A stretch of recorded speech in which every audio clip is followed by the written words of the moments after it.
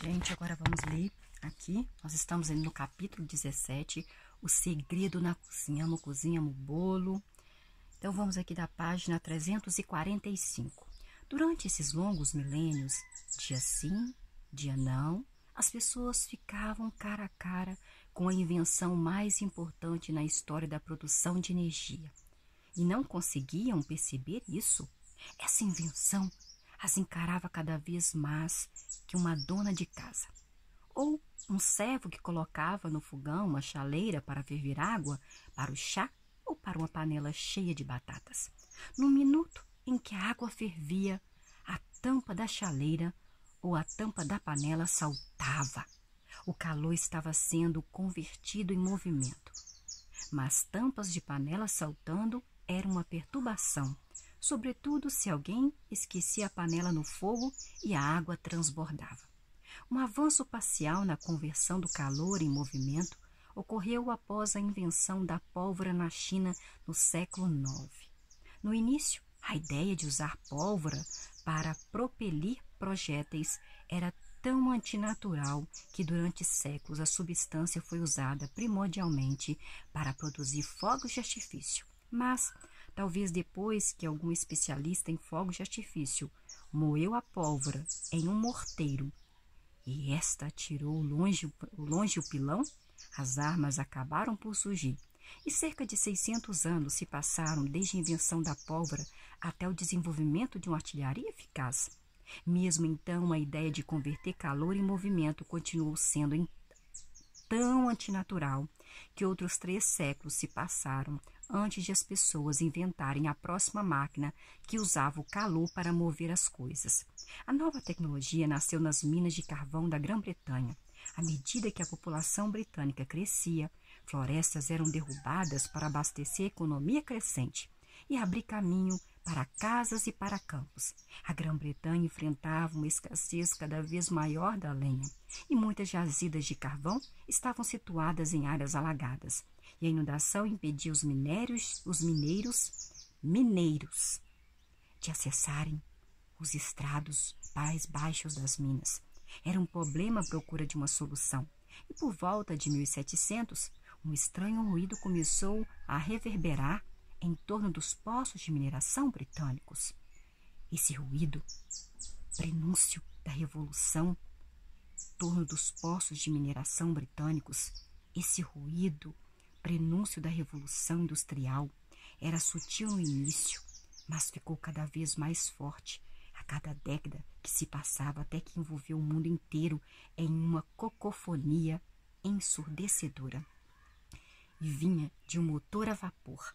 Há muitos tipos de motores a vapor, mas todos eles têm o mesmo princípio. Queima-se algum tipo de combustível, como carvão, e usa-se o calor do carvão resultante para ferver água, produzindo vapor.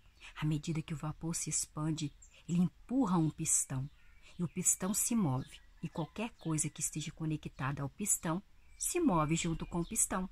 O calor foi convertido em movimento. Nas minas de carvão britânicas do século XVIII, o pistão era conectado a uma bomba que extraía água do fundo dos poços de mineração. Os primeiros motores eram incrivelmente ineficazes. Era preciso queimar uma enorme quantidade de carvão para bombear um volume minúsculo de água. Mas nas minas o carvão era abundante e estava ao alcance da mão, e por isso ninguém se importava. Nas décadas que se seguiram, os empreendedores britânicos melhoraram a eficácia do motor a vapor. O tiraram dos poços de mineração e os conectaram a teares e descaroçadoras de algodão. Isso revolucionou a produção têxtil, tornando possível produzir quantidades cada vez maiores de tecidos baratos. Em um piscar de olhos, a Grã-Bretanha se tornou a oficina do mundo. Mas o que é ainda mais significativo, tirar um motor a vapor das minas rompeu uma importante barreira psicológica. Se era possível queimar carvão para movimentar teares, por que não usar o mesmo método para movimentar outras coisas como veículos? Em 1825, um engenheiro britânico conectou um motor a vapor a um trem com vagões de minério cheios de carvão. O motor arrastou os vagões por uma linha de ferro de cerca de 20 quilômetros da mina até o ponto mais próximo. Essa foi a primeira locomotiva a vapor da história. Claramente, se o vapor podia ser usado para transportar carvão, por que não poderia outros produtos? E por não, até mesmo poderia pessoas, né? Mesmo pessoas, transportar pessoas. Em 15 de setembro de 1830, a primeira ferrovia comercial foi inaugurada, conectando Liverpool a Manchester. Os trens se moviam com o mesmo motor a vapor antes usado para bombear água e mover teares. Meros 20 anos depois, a Grã-Bretanha tinha dezenas de milhares de quilômetros de ferrovia. Daí em diante, as pessoas ficaram obcecadas com a ideia de que máquinas e motores pudessem ser usados para converter um tipo de energia em outro tipo de energia. Qualquer tipo de energia, em qualquer lugar do mundo, poderia ser usado para qualquer necessidade que tivéssemos, contando que inventássemos a máquina certa. Por exemplo, quando os físicos perceberam que uma quantidade imensa de energia está armazenada no interior dos átomos, eles imediatamente começaram a pensar em como essa energia poderia ser liberada e usada para gerar eletricidade, abastecer submarinos e aniquilar cidades. 600 anos se passaram do momento em que os alquimistas chineses descobriram a pólvora até o momento em que um canhão turco pulverizou os muros de Constantinopla. Apenas 40 anos se passaram do momento em que Einstein determinou que qualquer tipo de massa pode ser convertido em energia. Isso é o que é. E é igual a mc2. Significa até o momento em que as bombas atômicas destruíram Hiroshima e Nagasaki e usinas de energia nuclear floresceram em todo o mundo. Outra descoberta crucial foi o motor de combustão interna, que levou pouco mais de uma geração para revolucionar o transporte humano e transformar o petróleo em poder político líquido. O petróleo era conhecido há milhares de anos e usado para impermeabilizar telhados e lubrificar eixos, mas até um século atrás ninguém pensava que fosse o petróleo útil para muito mais do que isso. A ideia de derramar sangue em nome do petróleo teria parecido ridícula.